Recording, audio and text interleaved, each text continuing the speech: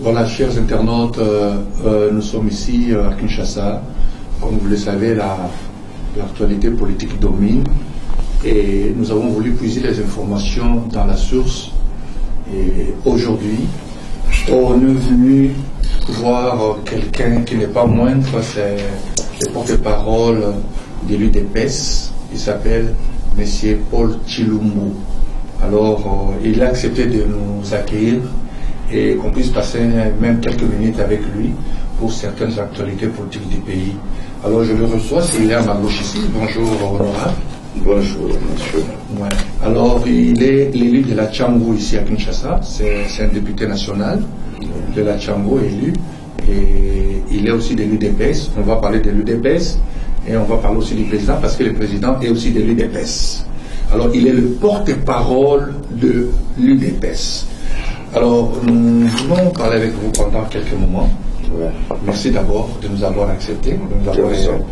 Ouais. La première question que je voudrais vous poser est celle-ci.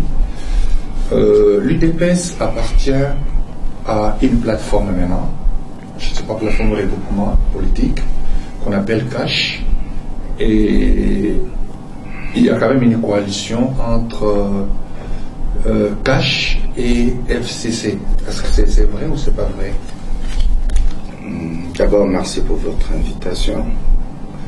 Non, mais je crois que notre position est claire. Nous avions un choix à faire.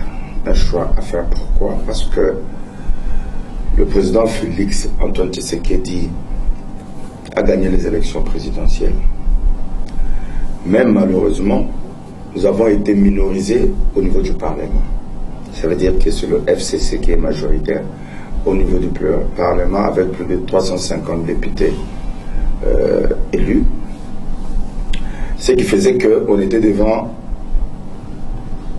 un dilemme ou un choix qu'il fallait faire. Soit on allait vivre la cohabitation comme Kasavubu, Lumumba et tous les germes de conflits qui pouvaient s'en suivre, ou nous avons dit, voilà, mais encore eux, leur culture démocratique n'est pas la nôtre.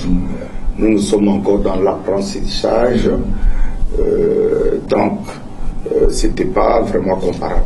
Donc nous avons fait un choix de gérer ensemble. Un choix de gérer ensemble, parce que comme le FCC a la majorité au Parlement, donc naturellement le gouvernement devait sortir du FCC.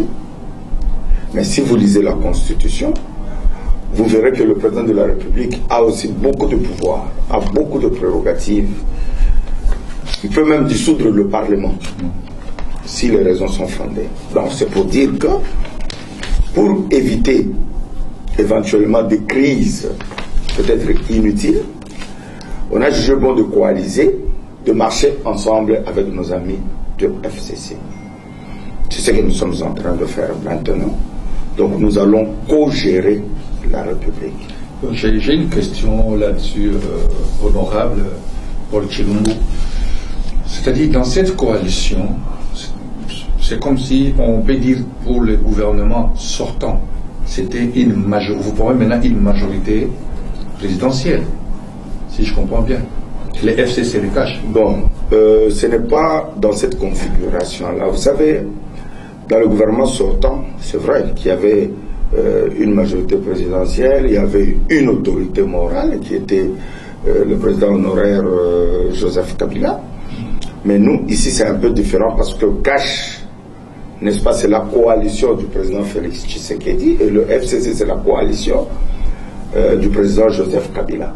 Donc, il n'y a pas une autorité au-dessus de cette coalition. Donc, le FCC se réunit avec leur autorité morale, le CASH aussi se réunit avec son autorité morale. Alors, c'est partant de ce que nous venez de dire, est-ce que nous pouvons comprendre que dans cette coalition, il n'y a pas un leader ou bien non. Il faut comprendre que les partis politiques, d'abord, ce sont des faits privés. Même toutes ces coalitions. il n'y a pas quelqu'un au-dessus de coalition. Mais il y a un président de la République. Le président de la République, c'est le président du CACH, du FCC, du MNC, du PPRD, de l'AMUCA, de tout le monde. C'est le président de tout le monde. C'est une bonne précision. C'est le président de tout le monde. Le président, et d'ailleurs, si vous lisez la Constitution, je crois que c'est l'article 96 de la Constitution, qui interdit au président de la République d'être membre d'un parti. Parce qu'il est le président de tout le monde, il ne peut pas être partisan. Donc, il gère les problèmes de la République, il gère les problèmes de tous les Congolais, quelles que soient vos tendances politiques. Donc, il faut que les choses soient claires. Mais au niveau privé, au niveau interne, à ce moment-là, chaque parti peut avoir son président, chaque regroupement peut avoir son autorité morale. Ça, c'est permis. Mais le président, c'est pas le président de l'UDPS, c'est pas le président de PPRD, c'est pas le président de CACH, c'est pas le président. Il est le président de tout le monde. Même ceux qui l'ont voté. Même ceux qui l'ont voté, même ceux qui ne l'ont pas voté. Même notre frère Martin Fayoulou, il est son président. Donc c'est pour dire qu'il est le président de Jean-Pierre Bemba, il est le président de Moïse Katumbi, il est le président de la République démocratique du Congo. Il engage l'État. C'est une précision d'État. Ouais. Il engage l'État, donc il ne peut pas faire partie d'un parti politique. Il est le président de tous les Congolais. Mais il y a une certaine ambiguïté un peu là, parce que le gouvernement n'est pas encore sorti.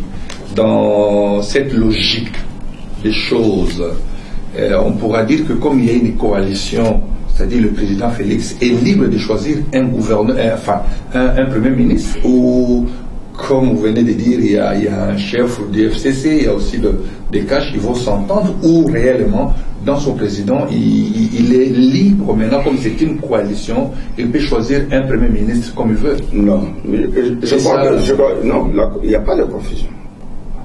En principe, c'est le parti ou le groupe qui a la majorité au Parlement qui propose le Premier ministre. Donc le FCC. C'est le FCC. Dans le cas d'espèce, c'est le FCC. Mais le président est aussi libre d'accepter ce choix ou de refuser.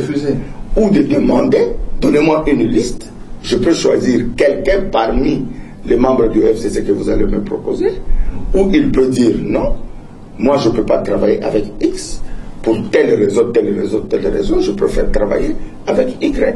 Donc c'est aussi clair. Appartenant à la absolument à la majorité parlementaire. Et je crois que j'ai dit à l'introduction de mon propos que nous avons voulu travailler ensemble pour éviter des frustrations et des frictions inutiles. Mais nous nous sommes aussi mis d'accord que dans cette coalition, le Premier ministre sortira du FCC. Et c'est ce qui va être fait.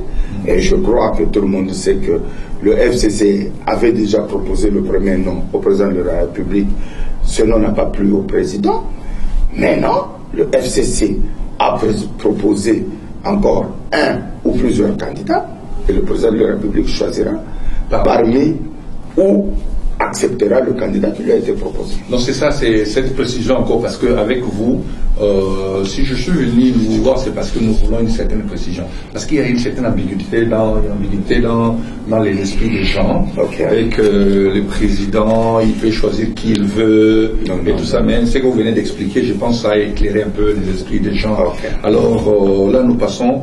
La deuxième question, les 100 jours du programme ou du plan du président Félix, président élu démocratiquement, le président Félix Antoine Tshisekedi Tshilombo, tendent à la fin.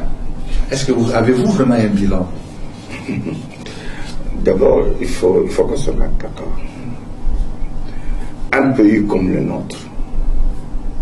Non, c'est par rapport au programme de 100 jours. Oui, je dis, je suis d'accord. Un pays comme le nôtre, qui avait touché le fond. Dans 100 jours, je crois qu'il faut relativiser. Le 100 jours, c'est le gong, c'est le départ. Le président a voulu montrer sa volonté de relever le Congo aujourd'hui. Il y a des travaux qui se font, qui ont commencé, mais qui vont se poursuivre. Il y a des travaux Parce qu'il y a par exemple des routes qui ont 450 km, 500 km, c'est pas dans 100 jours que vous allez terminer cela. Mais au moins, on a commencé ces routes. Donc, la bonne volonté. La volonté de reconstruire les réseaux routiers au Congo. Ouais. Et c'est ce qui est en train d'être fait. Ici à Kinshasa, où nous vivons par exemple, vous allez prendre par exemple l'avenue Bokassa. Ça fait peut-être 12 ans ou 15 ans que cette avenue est impraticable. Mais aujourd'hui, ceux qui passent là-bas, ils verront que les travaux sont en train de se faire. Vous prenez Kabambare, vous prenez l'avenue de l'université, vous prenez. En fait, le Congo lui-même, Sayo, le Congo lui-même, c'est un grand chantier. C'est un grand chantier. Mais il faut un président non seulement qui a la volonté, mais qui a la vision pour le Congo de demain. Et la vision de Félix Tshisekedi, c'est de reconstruire les réseaux routiers, de relier les provinces, toutes les provinces entre elles, de désenclaver certaines provinces qui, par exemple, produisent des maïs, produisent des arachides, produisent des bananes, produisent des fruits, qui pourrissent justement parce qu'il n'y a pas de voie d'évacuation. Donc, c'est la volonté du président. Ça peut faire 5 ans, mais le Congo, c'est tout un continent. Mais ce que nous voulons, c'est que même après les 5 ans, que l'élan que le président a donné pour se poursuivre, donc on ne développe pas un pays dans 5 ans, mais au moins on peut jeter les bases de son développement. Et c'est ça que nous sommes en train de faire aujourd'hui. Donc, les 100 jours, on peut les évaluer. Vous verrez que peut-être il a fait plus dans les 100 jours, dans tel secteur, ce qui n'a pas été fait, peut-être dans 32 ans, dans 18 ans, dans 50 ans. Il a même libéré les prisonniers politiques. Ça, oui, mais ça c'est la volonté politique. La volonté de démocratiser notre pays. Ouais. Nous ne pouvons pas dire que nous nous battons pour un état de droit, alors qu'on arrête arbitrairement des Congolais, qu'on monte des faux dossiers pour arrêter les gens. Et ça, c'est clair que sous le mandat de Félix Tshisekedi, il l'a dit et il l'a fait. Tous les cachots qu'on mettait les gens à la mer, dans les communes, il y avait à la Demia, partout, il y avait des cachots où on pouvait vous enfermer même 1 année sans jugement. Tous ces cachots ont été fermés. Donc il y a la volonté politique, j'insiste beaucoup sur cette volonté politique de mieux faire, et je crois qu'il le fera encore plus. Accordons-nous plus de temps, vous verrez qu'il aura un bilan qu'aucun président, je dis bien aucun président de la République démocratique du Congo n'a jamais eu. Là nous passons, mais vous savez, dans tout mariage il y a toujours de petits problèmes, hein?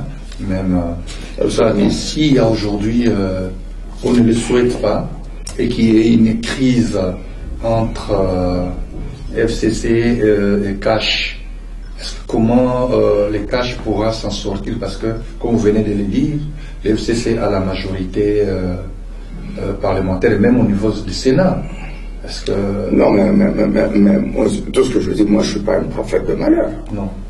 Moi je crois que nous, du Cash, et nos amis du FCC, nous avons la volonté.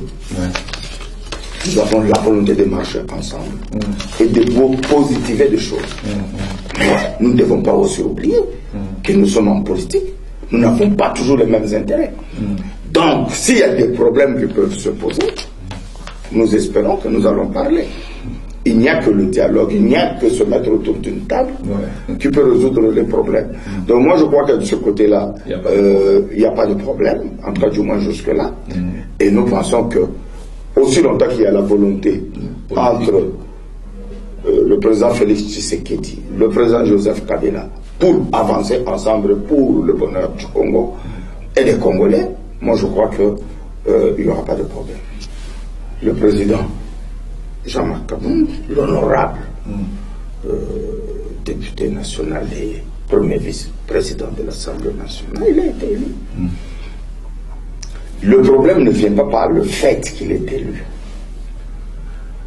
Le problème, le débat qu'il y a aujourd'hui au parti, c'est de savoir qu'est dit nos statuts cas où le président du parti est empêché ou est dans l'indisponibilité d'être à la fois président de la République et d'être membre président du parti. Il y a incompatibilité. Ça, c'est selon la Constitution. Et je crois que la Constitution, c'est la loi mère de toutes les lois. Donc, les statuts ou les règlements intérieurs d'un parti politique doivent se conformer à la Constitution. Parce que quand ce n'est pas conforme à la Constitution, c'est anticonstitutionnel. Maintenant, nous, nos statuts veulent que, au cas où le président a un empêchement d'exercer ses fonctions de président du parti, il y a un triumvirat qui doit gérer pour une transition de 30 jours. Et ce triumvirat est composé de secrétaire général, de président de la commission électorale permanente du parti CEP et du président de la convention démocratique du parti, la CDP. C'est ce que disent nos statuts. Bon, maintenant il y a deux camps. Il y a ceux qui disent que le président n'est pas empêché. Il est juste dans une... Voilà, il est juste dans une indisponibilité. N'est-ce pas? Mais si vous lisez nos statuts, vous verrez que c'est la convention démocratique qui, en principe, peut interpréter le texte du parti et prendre des décisions. C'est elle qui peut dire si le président est empêché ou n'est pas empêché. Et c'est là où il y a débat. Et encore une fois, c'est la preuve qu'à l'UDPS, les gens font débat. Il n'y a pas la dictature, il n'y a pas un chef qui décide et tout le monde doit suivre. Non. Il y a débat. Il y a débat, il y a ceux qui estiment que le président AI peut continuer à gérer. La Convention démocratique dit non, vous ne pouvez pas faire l'intérim pendant 5 ans. Donc il faut un triumvirat, une transition de 30 jours, et puis on va aux élections, et on va au Congrès, et on élit un nouveau président. Donc c'est un peu ce débat-là, mais je crois qu'à la fin, il faudrait que tout le monde se mette autour d'une table. Il faudrait que les gens se parlent. Il faudrait que les gens comprennent que l'intérêt du parti est au-dessus de nos propres intérêts.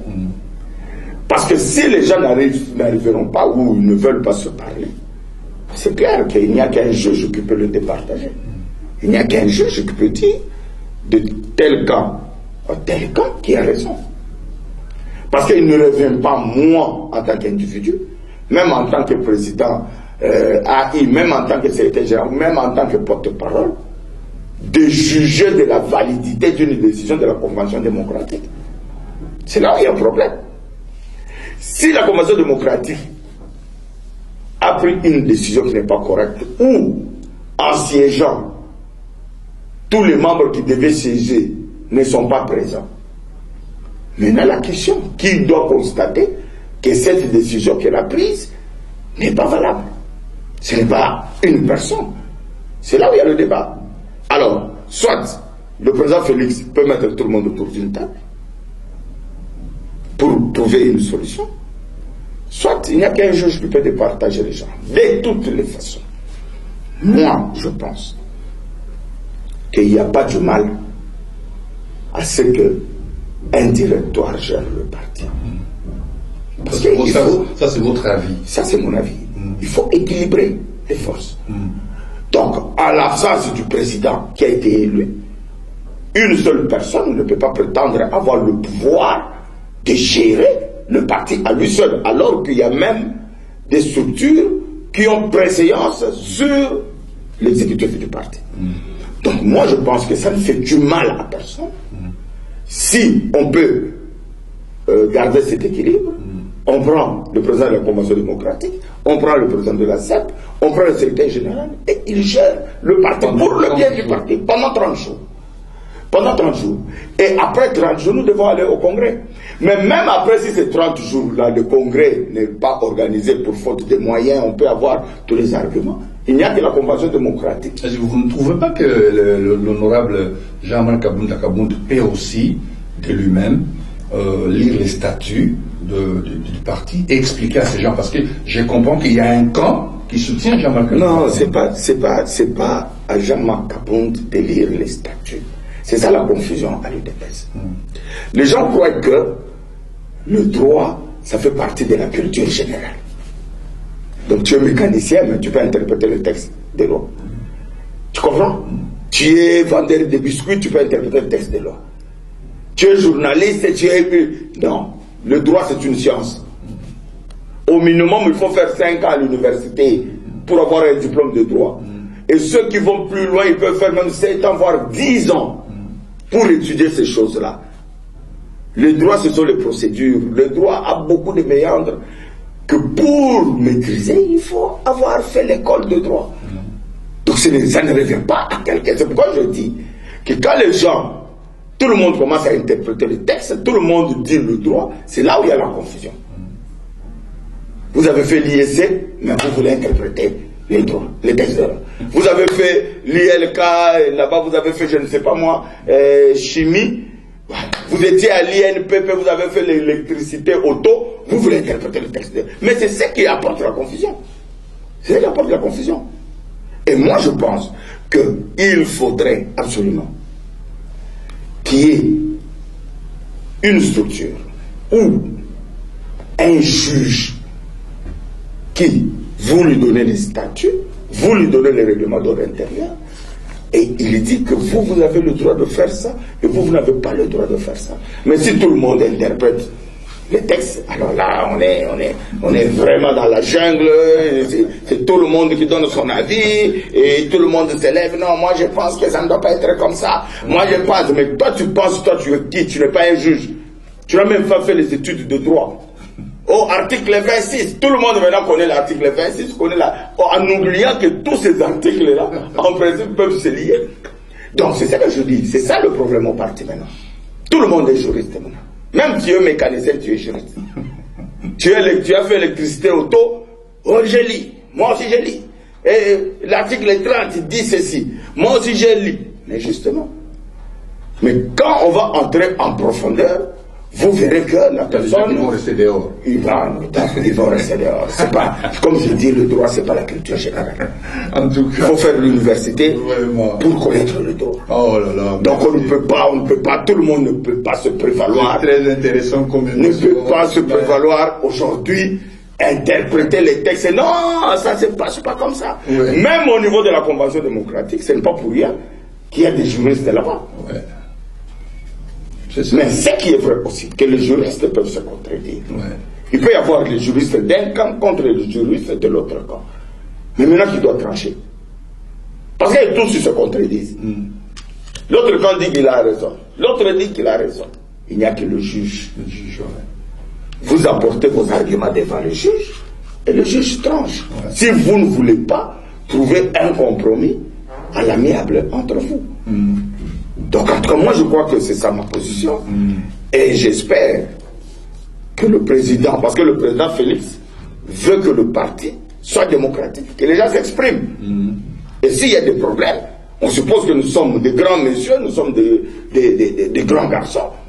Nous devons être capables de trouver des solutions à nos problèmes. C'est ça. Pas tout le temps, lui n'est pas un père nourricier qui doit tout le temps, nous allons là-bas pleurnicher comme des enfants, et celui qui doit tout le temps trancher, non. Non. Ouais. Non. Vraiment, voilà. Merci beaucoup. En tout cas, c'est une très très bonne émission pour nous et on va revenir encore un jour. D'ici là, s'il y a une actualité honorable, on reviendra encore. Je vous en prie. Je trouve que c'est intéressant, vous êtes vraiment quelqu'un qui avait vraiment des informations à donner parce que les gens en avaient besoin et nous vous disons énormément merci de votre temps. En tout cas, c'est que vous êtes trop beau prix, mais vous avez accepté quand même de nous accueillir. Je vous disons merci. Voilà, là je termine en lingala bandeko. Ezalaki sengopo na biso fona koya mkolelo koyamba bayambi biso na honorable Paul Chilumbu oyo azali élu ya Tchangu na liste ya UDPS. Na liste ya UDPS. Le seul leader. Voilà. Alors bayambi biso na kasi boyoki tokozonga lisusu soki eloko ezali sika tokoluka ye toujours parce que le roi de la porte-parole, il y a des choses où il y a beaucoup expliquer. Nous sommes à l'âme pour les cas, rumeur, où nous sommes dans le Liban. Et beaucoup de cas, rumeur, sur ce madame qui m'a camé pas, tu poser la question. Alors, tu peux dire merci Mingi. La peine de ça, Matondo Mingi, Nabao va soutenir sur la émission. Famille Banquita, famille Indignité, Sylvie Banquita, Pierrette Banquita, Rachel Banquita, pour ma PC comme ma mère Frenchen. En tout cas, merci beaucoup. La caméra, et Zalaki Yogo, et réalisation Mobimba, Topesi merci Nabino, Mbala Simatoro Kutana, Namiko Zalaki David Bolombe. Merci beaucoup. Bye.